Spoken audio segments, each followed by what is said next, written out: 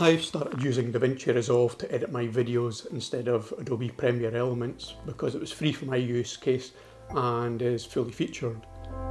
It does have a fairly high learning curve, so I thought it was worth sharing a video on audio ducking that's been making the rounds in different editing software. And it's usually quite a complicated feature in Davinci Resolve to do.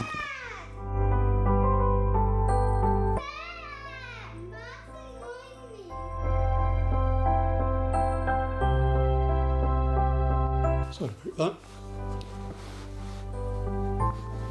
So this was added to Davinci Resolve in version 15.1, and you can hear this feature playing now. This is a feature that automatically reduces the volume of the music in a video when someone is talking, and that greatly speeds up your workflow. I'm not an expert in audio, so check the description for any corrections. The way that Davinci Resolve achieves this is to use a compressor to reduce the level of one track based on one or more other tracks. The first thing you have to do is go to the Fairlight tab and set the music to the desired volume level.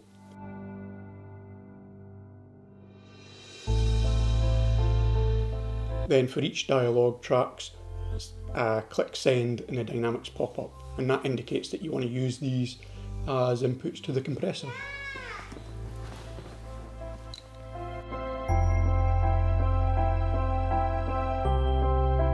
Sorry about that again, I guess that's what happens when you've got kids. So next, select the Dynamics pop-up of the track that you want to duck, for example the music track, and click Receive so that the compressor knows to limit the output of this track. Next we want to adjust the threshold. This is the level at which the compression is applied. The best approach is to increase the threshold until the gain reduction shows no blue bars during the quiet portion of the dialogue. This ratio affects how loud the music will be when overlaid over the dialogue, and as you increase the ratio, the music volume will reduce.